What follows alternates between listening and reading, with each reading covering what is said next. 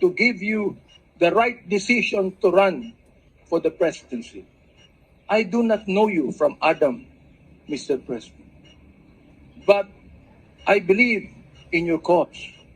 I believe in your plan. And because of this, Mr. President, I work hard to campaign for you. Many of the pastors of the Baptist community voted for you. Gusto ko pong marinig ito ng mga DDS trolls at DDS vloggers na tumitira sa amin at sinisira ang aking reputasyon. Gusto kong sabihin sa kanila, ilang boto ba ang ibinigay nyo kay former President?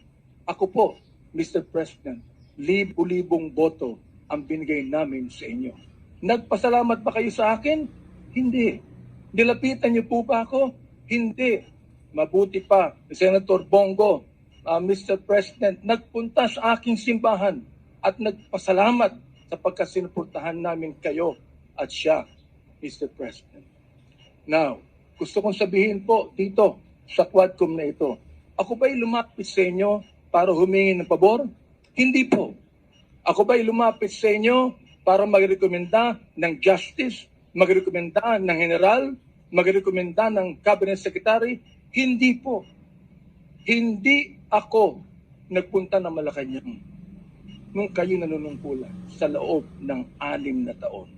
Isang beses lang. Ako po ay nagsabi kay Senator Bongo, kung maaari na makapag-usap po tayo. Pumayag po siya.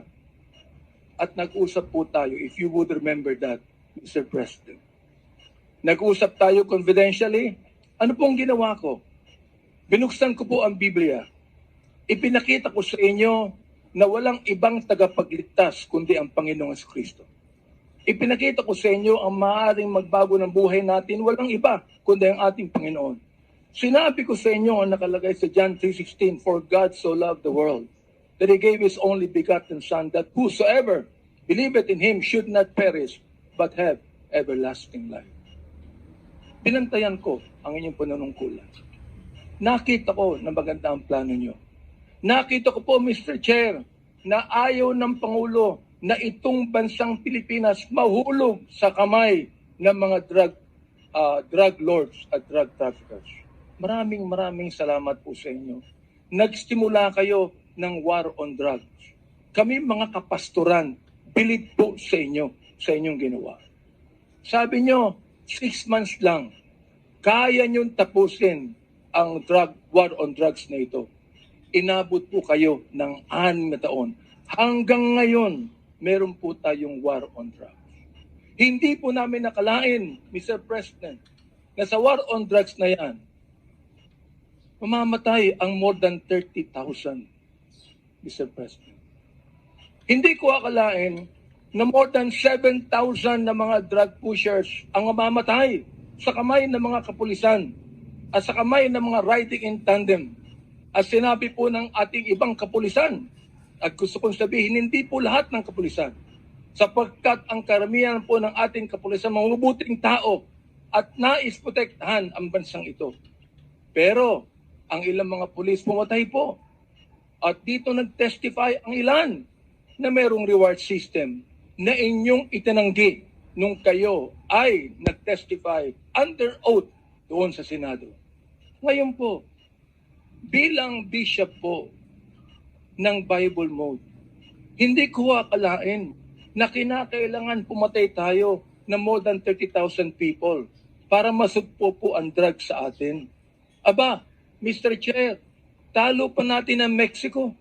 Sapagkat ng Mexico, nakita ko wala pang 10,000 namatay. Talo pa natin ng Colombia. Naging killing fields po ang Pilipinas nung panahon ninyo, nung kayo nanunungkulan.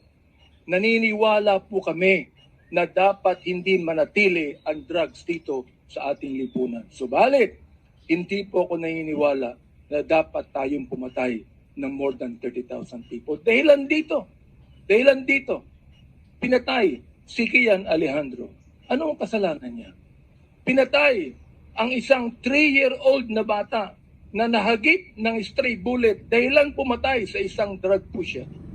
Pinatay ang 9-year-old na bata doon sa Caloocan Mr. President, Mr. Chair, ang kanyang bala ay nandun pa sa kanyang katawan nung siya'y nilibing. Subalit anong sabi ng funeral service? Siya po'y namatay dahil sa pneumonia. Pinatay po ang isang driver ng tricycle driver sapagkat sinakay niya ang isang drug pusher. Yung drug pusher pinatay, pero yung driver ng tricycle pinatay din, Mr. President. Hindi niyo po alam to. Hindi niyo po alam to. Ngayon, meron pa. Meron pong isa dahil sa tokhang kumatok sa isang pintuan, hinanap ang isang taong nagngangalam-pilo na isang drug pusher. Hindi nakita. Pinatay ang pinagtanungan. Yung pilo, buhay pa, Mr. President, Mr. Chair. At naglalako pa, palagay ko, ng drugs ngayon. Hindi ko po maintindihan to. Hindi ko po maunawaan kung bakit ganon. Samantalang sinuportahan kayo ng maraming pastor ng Baptist community. Ang ilang mga kapastoran po nandito at ilang mga pastor namin nanonood ngayon at pinapakinggan ang ating tinig, Mr. Chair. Ako po ay binabas araw-araw ng mga bashers ng DDS troll, ng DDS vloggers. Minumura itong taong ito. Sinisira ang aking reputasyon. Minumura po ako ng katulad ng inyong pagmumura, Mr. President. Hindi ko akalain kung bakit gagawin nila yan. Ang tanong ko, ilang boto ba ang ibinigay ng mga DDS vloggers sa inyo? Gusto kong sabihin sa inyo, I can testify on this, na libu-libong boto ang nakuha nyo sa Baptist community at hindi ako humiling ng anumang pabor sa inyo, Mr. President. In fact, kung naalala nyo, Mr. President, sinabi ko kay Senator Bongo na nais kitang imbitahan sa aming selebrasyon ng National Baptist Day, Mr. President.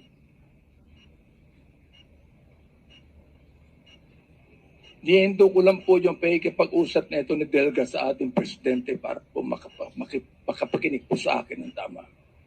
Inimbitahan ko kayo. Nagpunta ho kayo, Mr. President.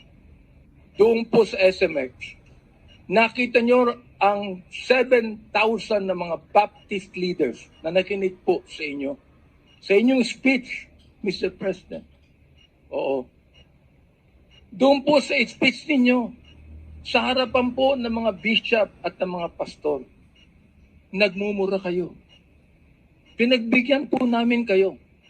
Kahit na hindi maganda sa amin makarinig ng mura, pinagbigyan po namin kayo dahil kayo ang Pangulo at dapat namin kayong irespeto, Mr. President.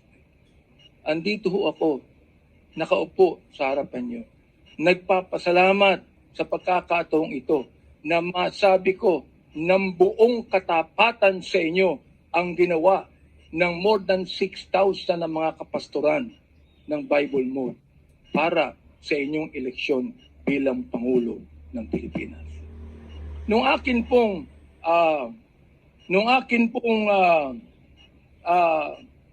nag-file ako ng bill, Mr. President, yung pong tinatawag nating Republic Act